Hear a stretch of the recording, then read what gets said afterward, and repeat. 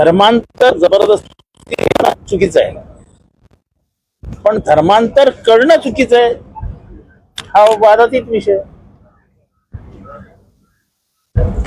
असं आहे की जेव्हा बुद्धाने एक वेगळा मार्ग स्वीकारला त्याला काही कारणं होती.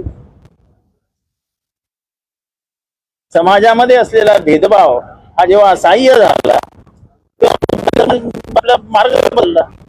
महावीर जैनांनी मार्ग बदलला, बसवेश्वर महाराजांनी मार्ग बदलला, ज्ञानेश्वरां माऊलींच्या आई वडिलांनी आत्महत्या का केली, बसवेश्वरांचे हलाल का झाले, शिवाजी महाराजांचा राज्याभिषेक का रोखला लागला, या सगळ्या प्रश्नाची आधी उत्तरं द्यावी लागतील.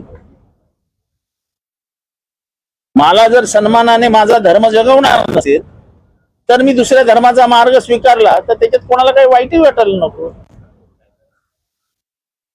बाबासाहेब आंबेडकरांना मनुस्मृती का जाळावी लागली, बाबासाहेब आंबेडकरांना महाडचं 14 तळ्याचं आंदोलन का करावं लागलं, बाबासाहेब आंबेडकरांना नाशिकला मंदिर प्रवेश काळाराम मंदिर प्रवेशाचं आंदोलन का करावं लागलं, उत्तरं द्यावी लागतील. सावित्री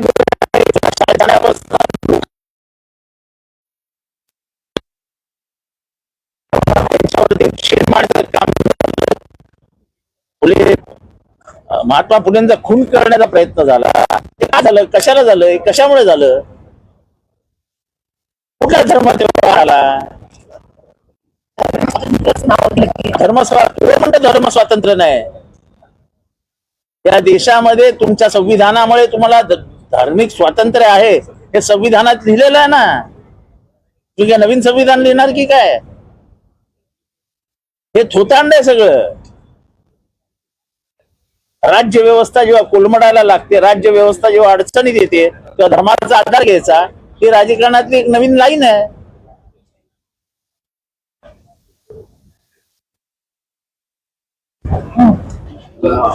असं म्हणणं आहे अनेक वेळा धर्मांतर हे अनेक ठिकाणी जबरदस्ती होत. असं जबरदस्तीने धर्मांतर होत असेल तर त्याला आमचाही विरोध आहे, पण धर्मांतर हे स्वातंत्र्य आहे. अरे उद्या तुम्ही बुद्धाच्या धर्म स्वातंत्र्यावरती आक्षेप घ्याल, बसवेश्वर अण्णांनी केलेला धर्म म्हणजे जो धार्मिक विरोध होता त्याला विरोध कराल.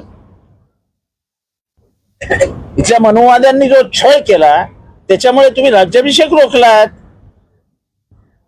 त्याचा विचार करणार की नाही आपण.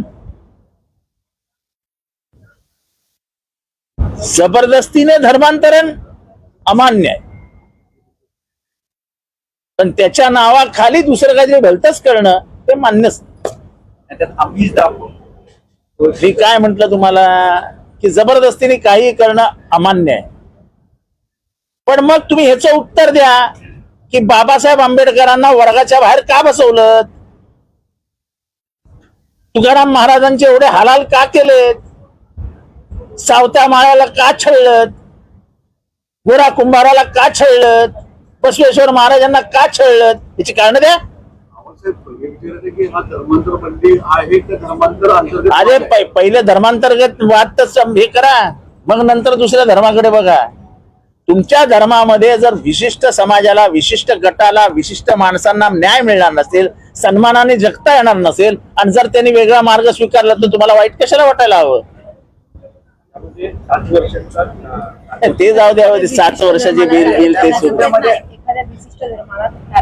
ह्याच्यात विशिष्ट तुमची धर्मव्यवस्था सुधारवा ना. तुमचा जो धार्मिक तुम्ही जो स्वतःच्या भोवती पगडा घालून घेतला तो सुधारवा.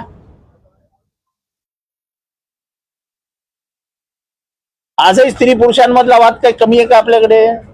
स्त्रीला म्हणावं तेवढं स्वातंत्र्य दिलं जातं का, नाही दिलं जात. मग त्या विरोधात कधी बोलणार की नाही आपण, की नुसतं धर्मस्वातंत्र्य म्हणत दुसऱ्या धर्मांना फार जेरी सांडण्याचं काम करायचं, कुठली पद्धत आहे. मला जो धर्म आवडला तो मी स्वीकारला, बुद्धाला जे आवडलं ते बुद्धाने मार्ग स्वीकारला, महावीर जैनांना जे आवडलं ते महावीर जैनांनी स्वीकारलं. लिंगायत समाजाच्या अनेक लोकांचं म्हणणं आहे की लिंगायत समाजाला वेगळा धर्म म्हणून जाहीर करा.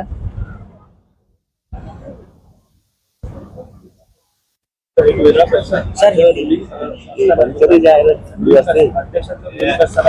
अधिकारी असतील किंवा मंत्री असतील हे माझं स्पष्ट मत आहे की विधानसभेची किंमत, मूल्य इतकं अवमूल्यन झाल्याचं मी कधीही बघितलं नव्हतं. मी आज आमदार होऊन 30 वर्ष झाले. मी 40-45 वर्ष विधानसभा बघतोय. अधिकारी येत नाहीत, मंत्री येत नाहीत, अध्यक्षांनी सांगून देखील मंत्री बाकांवर बसत नाहीत. प्रश्नाला उत्तर द्यायला माणसं नसतात. आम्ही भाषण करतो, लिहायला माणसं नसतात. त्या विधानसभेत येऊन बोलायचं कशासाठी बोलायचं? विधानसभेत लोकांचे हिताचे प्रश्न सोडवले गेले पाहिजेत, लोकांच्या अडचणीचे प्रश्न सोडवले गेले पाहिजेत. ही भूमिका घेऊन आम्ही विधानसभेत येतो. पण इथे मंत्रीच सिरियस नाहीत. म्हणजे गांभीर्यच गेलंय सभागृहाचं. हे माझं खास करून मुख्यमंत्र्यांना निवेदन असेल की जरा बघा काहीतरी. असे दिवस हे फक्त दिवस ढकलण्याची कामं चालू आहेत. पाशवी बहुमताच्या जोरावरती लोकशाहीवरचा पाशवी बलात्कार कसा असतो हा जर बघायचा असेल तर आजची विधानसभा बघा.